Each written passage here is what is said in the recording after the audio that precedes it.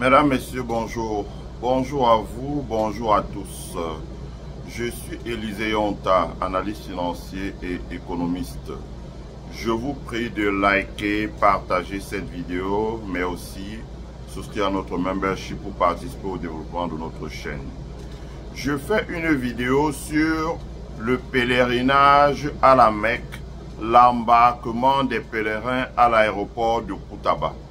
Le pèlerinage à la Mecque, l'embarquement des pèlerins à l'aéroport de Koutaba dans la région de l'Ouest. Voilà.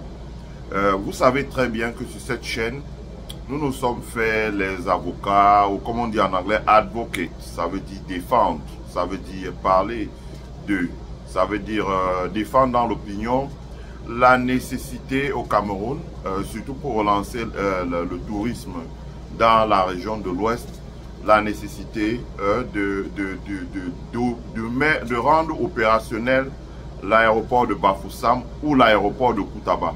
La raison pour laquelle je n'insiste pas sur l'aéroport de Koutaba, c'est que dans mon esprit, c'est un aéroport militaire. Koutaba, l'aéroport de Koutaba, c'est une base militaire qui appartient au BETAP.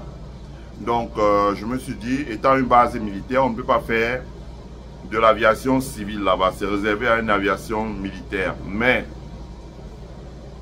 j'ai toujours plaidé pour que, dans la région de l'Ouest, vous le savez très bien, dit qu'il y a 3 moyens au moins de désenclaver une région comme la région, 4 moyens. Il faut la ligne de chemin de fer. Malheureusement, quand vous partez de Douala pour arriver en Konsamba, elle est en mauvais état. Alors, il faut déjà la réhabiliter de Douala en Konsamba. Pour pratiquement, elle a disparu. Les gens ont acheté, ont construit, même sur là avec la ligne de chemin de fer. Mais ça, l'État n'aura pas de problème à déguerpir.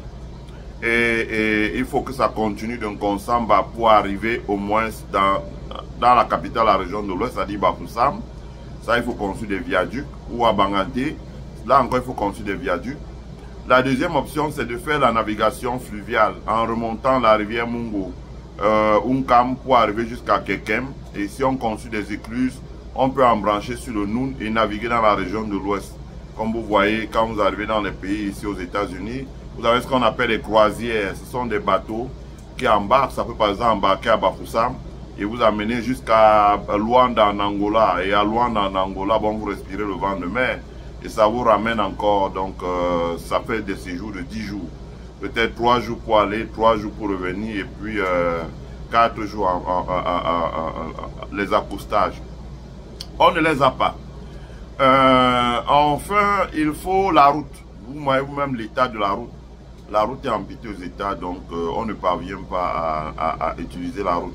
Là encore, on est bloqué, on est soumis à un blocage. Donc, la dernière solution qui nous reste, qui est plus pratique aujourd'hui, c'est la voie aérienne. D'abord parce qu'elle est rapide. En plus, parce que si on rend opérationnel ces aéroports, on peut transporter les passagers, mais aussi et surtout, on peut transporter du fret aérien. Voilà, ça c'était important, du fret aérien. Donc, j'ai toujours advoqué. Donc, la dernière fois, le préfet Fofié s'est rendu là-bas en disant que, voilà, il avait les instructions de sa hiérarchie de pouvoir nettoyer les terrains aux alentours. Donc, il y a eu des manifestations, ce qui veut dire qu'il va certainement avoir des pourparlers. Mais, ce qui m'a marqué cette fois-ci, c'est le fait que l'État du Cameroun, et c'est tout à son crédit, et je pense, écoutez au moins ce que nous disons ici. D'ailleurs, le président du conseil régional de l'Ouest, monsieur Foka, avait dit qu'il avait rencontré le ministre des Transports, qu'ils ont discuté. Je ne connais pas tout ce qu'ils se sont dit, mais je pense qu'au moins monsieur Massima Ngalebibé a fini par comprendre, au moins à son niveau, que cette hyper-centralisation-là est contre-productive en matière de performance économique dans notre pays. Vous ne pouvez pas demander. On sait que le Noun, c'est un bastion où il y a beaucoup d'écoles coraniques. Il y a beaucoup de populations qui sont d'origine musulmane. Et qui partent c'est-à-dire entre Fumbot jusqu'à Ngaoundéré, Bagno, etc., Tibati, etc.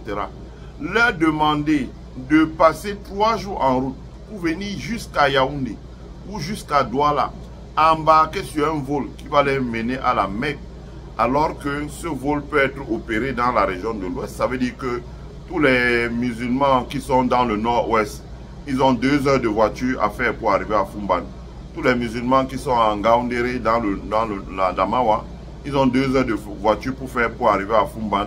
Et tous les musulmans qui sont à Foumban ou dans le Noun, ils ont 1 heure de voiture pour rejoindre l'aéroport de Koutaba. Et à partir de l'aéroport de Koutaba, tout se met en place et le vol est opéré directement vers la Mecque. Ça, c'est ce qu'on a vu. Vous comprenez vous-même que, première chose, il y a d'abord eu plus de personnes, je me suis renseigné, je n'ai pas tous les chiffres parce que je n'ai pas le manifeste de vol sous mes yeux, mais il y a plus de personnes qui ont embarqué cette fois-ci à partir de Koutaba à destination de la Mecque. Ça fait que les aéroports de Douala et de Yaoundé respirent, les tracasseries administratives, les attentes qui sont longues, la gestion de la piste, etc. respirent. Ça fait que certainement pour une fois, dans la ville de Koutaba ou aux alentours, ou par exemple à Bafoussam, à Foumban, les gens qui sont arrivés de Ngaoundéré ont dû dormir à l'hôtel à Foumban une nuit par exemple, si le vol est le lendemain. Les gens qui sont arrivés par exemple de Bamenda ont dû dormir une nuit, si le vol est le lendemain, parce que de Bamenda, de Bafoussam à Koutaba, c'est moins de 2 heures. C'est très rapide. Donc à partir de ce moment, vous voyez ce que je vous disais. Le vol embarque, l'embarcation se fait donc, il y a des fonctionnaires, on a besoin de l'assistance des fonctionnaires de l'immigration au sol, on a besoin des services de transport, on a besoin des services d'hébergement, on a besoin de etc. etc. Et on évite le supplice aux populations. Imaginez un seul instant, vu l'état des routes, que tous les gens qui ont embarqué dans cet avion-là, peut-être 300 places, soient partis de Foumban, arriver à Bafoussam, ou prendre encore une voiture qui les mène à Douala, vu l'état de la route. Imaginez la fatigue. Il faut arriver, se reposer avant d'aller encore à l'aéroport avec les embouteillages dans la ville de Douala. Imaginez le supplice.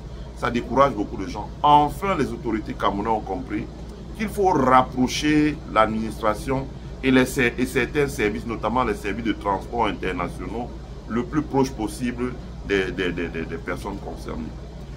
Pour dire que nous sommes dans un pays où vous voyez vous-même ce qui se passe à Douala, à Yaoundé. Oh, on a envahi, on a envahi, on a envahi. Alors que le reste du Cameroun est vide. Le reste du Cameroun n'est pas habité. Ce qu'il faudrait faire dans l'immédiat, c'est par exemple ce que nous avons toujours dit ici sur cette chaîne. Je veux dire que le gouverneur de l'Ouest, M. Awa Fongwa, ce n'est pas pour vous attaquer. Mais vous-même, quand vous êtes là-bas, je me demande un peu quel est le travail d'un gouverneur. Est-ce que c'est d'être assis avec son képi le 20 mai, le 1er février et regarder le défilé ou le 1er mai?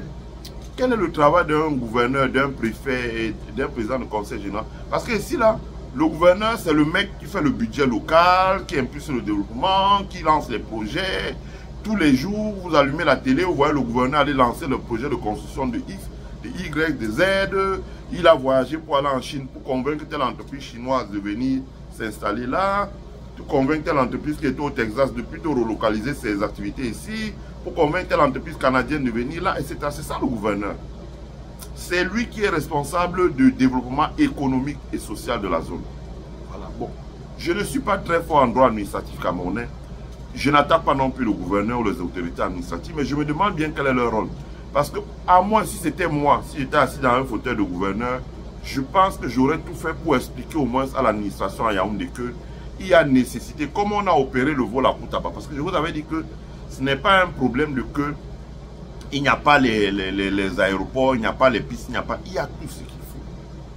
Mais le problème, c'est une volonté politique qui tarde à arriver, qui tarde à se matérialiser, qui tarde à réagir concrètement. Et à partir du moment où vous n'avez pas cette volonté politique et opérationnelle, ben, la conséquence, c'est que vous voyez comment les infrastructures pourrissent dans la brousse, alors que ces infrastructures-là sont capables d'être opérationnels et de servir les personnes. Parce que, comme j'ai dit, vous avez une diaspora anglo-saxon, bamileke francophone et bamileke anglo-saxon, qui aujourd'hui représente près de 8 millions. Si seulement 1 million de personnes dans cette diaspora-là devaient voyager pour la région de l'Ouest, j'ai dit seulement 1 million de personnes devaient voyager pour la région de l'Ouest, en prenant comme hypothèse que ce sont des vols de 150 places, comme on voit ici aux États-Unis, 120, disons, mettons à 150. Vous imaginez bien, il faudrait 1000 vols pour transporter 150 000 personnes. Ouais.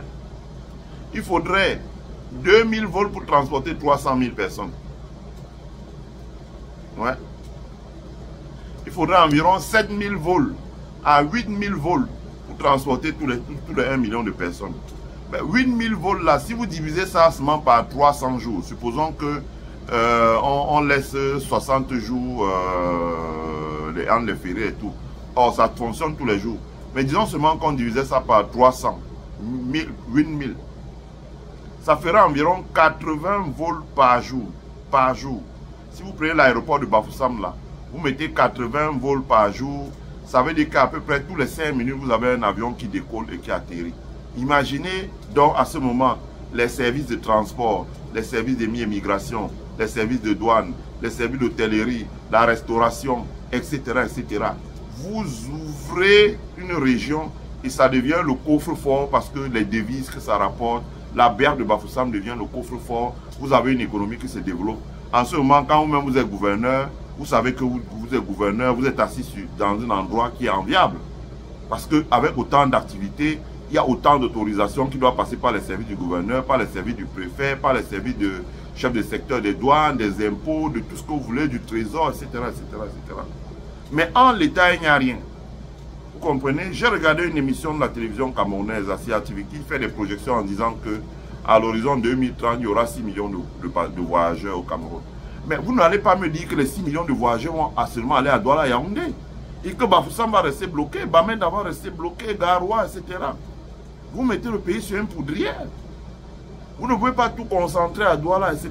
Mais en tout cas, je pense qu'il faut apprécier les choses à leur juste valeur. Le fait que les autorités camerounaises ont compris que on peut déjà, au moins pour ce qui est le Hadj, organiser des vols à partir de Koutaba, c'est déjà une bonne chose. On espère maintenant que pour certains événements qui entraînent le voyage des gens à l'étranger, etc., ils peuvent déjà commencer à organiser les vols dans la région de l'Ouest. Peu importe, que ce soit à Koutaba ou à Bafoussam Bamougoum, peu importe. Et qu'à l'avenir, comme je l'avais dit, cette histoire-là, ça commence petit. Ils peuvent autoriser SN Bruxelles, Turkish Airlines, Ethiopia Airlines à opérer un vol à l'Ouest chacun par semaine. Un opère le lundi, un opère le mercredi, un opère le vendredi. On commence comme ça. Ces vols-là vont commencer à se remplir. Après avoir commencé à opérer les vols, ils vont augmenter la capacité, augmenter la densité. Ça permet de créer au moins un peu d'activité économique à l'Ouest dans une zone qui est totalement sinistrée avec un chômage endémique. Et c'est à cause de ce chômage que les enfants partent de l'Ouest pour aller s'entasser à Douala et ça donne le désordre qu'on voit. Voilà ce que j'avais à dire sur ce sujet. J'en appelle franchement au bon sens des autorités camerounaises, au bon sens des autorités camerounaises. Notre pays a été beaucoup secoué parce que les gens étaient fatigués de devoir tout aller faire à Yaoundé. Bon, l'État du Cameroun a fait un certain nombre d'efforts en mettant en place la e-governance timidement. Ça fait aussi partie des choses que nous avions dit sur cette chaîne, qu'il fallait passer à autre chose, qu'il fallait mettre en place la e-governance. À partir du moment où l'État du Cameroun a mis en place la e-governance, on espère, et ce n'est pas dur, que l'État camerounais va se dire au moins par an, pour des raisons, pour des circonstances, donc, comme le pèlerinage à la Mecque, comme beaucoup d'autres choses. Le gouvernement camerounais a certainement son agenda, il maîtrise ça mieux que moi, je suis un peu loin du Cameroun. Que pour des occasions comme ça, le gouvernement camerounais va dire que les gens n'ont pas besoin de souffrir le supplice pour aller jusqu'à Douala. Que ça peut être fait localement à Bafoussam ou à Bamougoum, les vols peuvent être organisés par la Cameco. Et le gouvernement peut commencer à ouvrir en disant, même si c'est Cameco, en commençant à dire, bon voilà, nous avons un vol par semaine. Vous savez, si vous descendez à Bruxelles, moi je privilégie Bruxelles par rapport à Paris. Parce que quand vous descendez à Bruxelles, l'Allemagne est proche, l'Allemagne est proche, la France est proche, etc., etc. La Hollande est proche, etc. Vous avez beaucoup de vols qui partent vers la Grande-Bretagne, des EasyJet, les Ryanair, etc., etc. Donc le gouvernement camerounais peut commencer à travailler dans le sens de mettre en place, même si c'est avec Cameco, des vols vers l'ouest en disant, nous opérons un vol par semaine. Vous avez la certitude que ce vol sera plein. Un vol doit à Bruxelles, aller-retour. Un vol ça va, un vol ça revient. Un vol ça va directement à l'ouest. Avec un peu de publicité, des vidéos qui tournent sur les réseaux sociaux, sur Facebook, sur YouTube, sur TikTok, Instagram, tout ce que vous voulez. Rapidement, ça va attirer la clientèle et rapidement, cette clientèle va commencer à consommer local. Et à défaut, si le gouvernement n'a pas les capacités, il autorise peut-être SN Bruxelles qui part vers l'Europe, Ethiopian Airlines qui part vers le Moyen-Orient, et que sais-je encore, peut-être une autre compagnie, pour que ces compagnies-là commencent à atterrir à l'ouest. Je veux dire que, d'abord, quand l'aéroport est opérationnel, c'est là que les gens viennent et c'est là qu'il y a du business. Deuxièmement, vous avez les taxes qui sont collectées dans cet aéroport. Ça permet à l'État que cet aéroport ne soit pas subventionné en termes de maintenance, mais que cet aéroport génère lui-même des revenus pour se maintenir. Et je ne pense pas que ces 3 vols hebdomadaires vers la région de l'Ouest qui vont amener par exemple si c'est Turkish Airlines, Ethiopian Airlines et SN Bruxelles, ce n'est pas 3 vols hebdomadaires qui vont faire que Douala et Yaoundé ferment. Mais au moins ça va maintenir une infrastructure qui a été conçue avec l'argent du contribuable en exploitation. Voilà. Je m'arrête ici là. Je souhaite à tous qui ont suivi la vidéo de la partager, de mettre un like sur la vidéo, de la partager, surtout de vous abonner sur la chaîne et d'inviter vos amis à s'abonner sur la chaîne massivement. Mais aussi et surtout de partager avec nous dans le chat vos impressions. Hein, dites-nous ce que vous avez pensé de la vidéo. S'il y a des choses que nous n'avons pas dit ou que nous avons dit qui ne sont pas exactes, exprimez-vous dans la courtoisie. Voilà. Je vous souhaite de passer à toutes et à toutes une agréable semaine et je vous souhaite de vous retrouver demain. Bye.